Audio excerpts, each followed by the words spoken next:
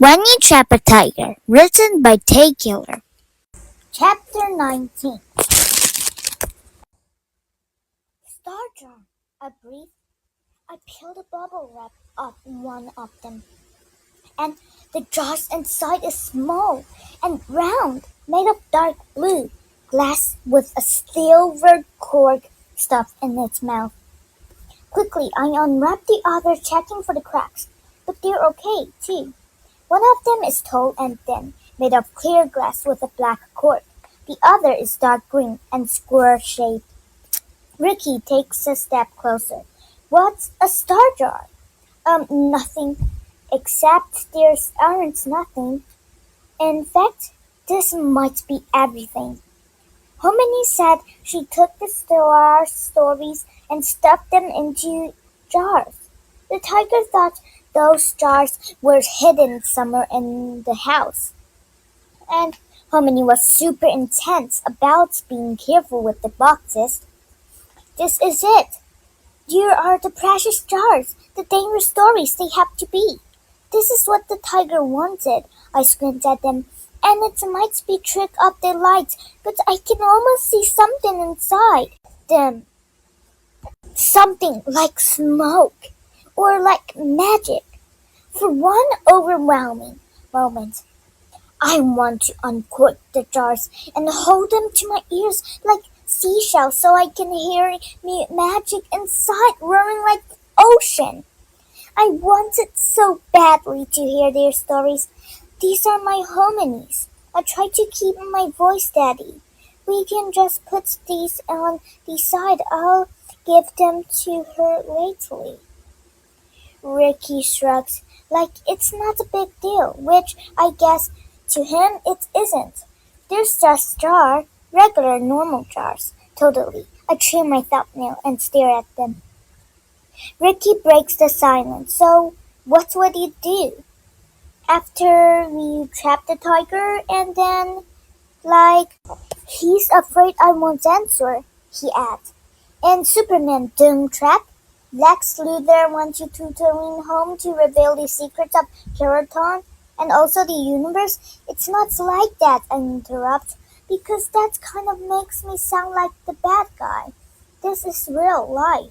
This isn't like you comic books, okay? Instantly, I feel guilty for snapping. Ricky has not been nice enough to help. It's not his fault. He does know the bigger picture, and if he wants to talk about comics or hats or anything, I should just let him. Quieter, I say, this is just different. He pauses and gets really focused on the jest. His Como pen, I'm not getting too toward because I'm stupid. I mean, I'm not stupid. A fiddle with my braids. Yeah, I know. You also said that in the library, and I don't think you are. Lots of people get tutored. I'm just saying, in case you think stuff or hear stuff about me, he lifts a shoulder like he doesn't care, even though he clearly does. I sit on one of the boxes. Hear stuff from who? I don't think I need to point out the obvious. I don't have any friends. Yeah, that's true, he says, sitting on the box next to me. I failed language arts last year. Oh, I say. At my school in California, I was super hard to fail a class, even if you did badly on all the assessments.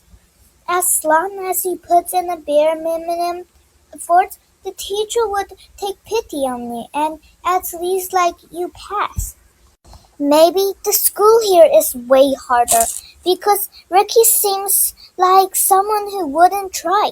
He's the type of kid who wears head-to-toe Como for a hypothetical tiger hunt. That type of kid tries. Drumming his finger against the cardboard, he says, it's not my fault though. The teacher was against me. She hated me. Okay, I say, I guess that makes sense. He looked up at me, surprised. Really? You believe me? I nod. He looks so hopeful, but it's not like I have any reason not to believe him. And To be totally honest, I don't really care if he's good at language arts. Grades don't really translate to friendship. He sighs in relief. That's good. I didn't want you to think badly of me because it's really not my fault. But anyway, that's why I'm getting tutored this summer. If I don't pass a test in a couple of weeks, I'll have to repeat sixth grade.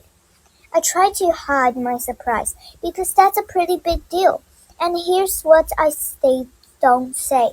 He slacks up a lot during his tutoring session. It's almost like he's trying not to learn anything. It's really none of the business. For some reason, though, he cares about my approval. I'm sure you'll pass, I say. He nods. Yeah, me too. It'll be fine.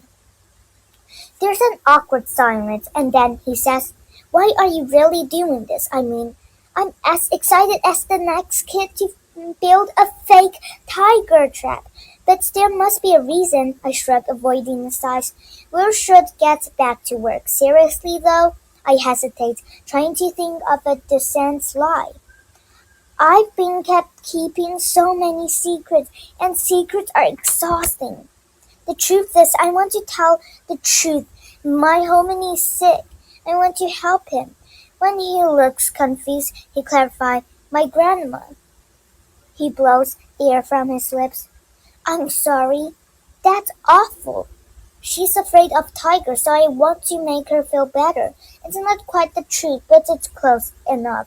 My shoulder loosens and my lungs fill with relief. It's nice to talk to somebody. This must be a scary, he says, even if it's just in her head. I swallow up the words. You have no idea, and I had not. It's.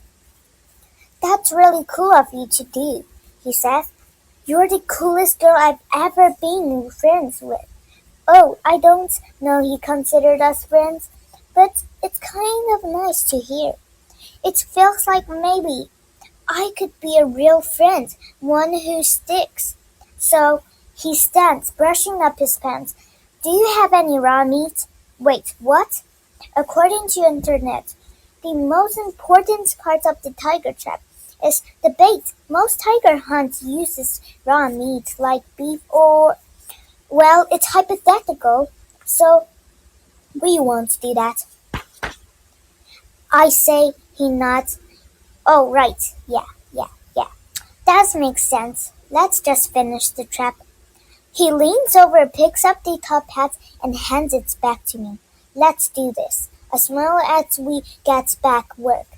We pay more attention now, taking each boxes step by step, careful and slow, leaving only the heaviest ones and the big Korean chest upstairs. Once we've got enough boxes downstairs, we start arranging them in a ring, stacking the lighter boxes on the heavier ones. It's like a giant puzzle, and even though it's important, even though it really matters, it's also fun. Once we're done, we wrap the rope around the boxes though we're not really sure quite what to do. I tie 5 knots just to be safe. Finally, we step back to admire our handwork. Nicely done, tiger trap master, I say.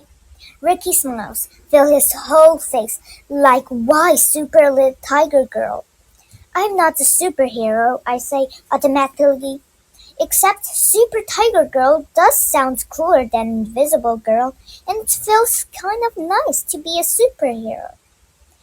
Before he leaves, I lift his top hat off my head, with some strands sweet stucks from my head, and other standing straight up. Don't forget this, I say.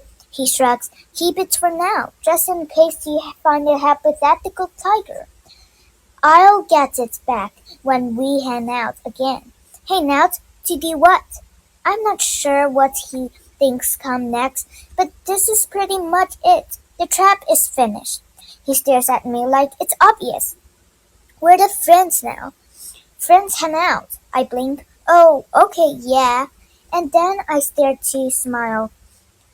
because I really would like to hang out again somehow.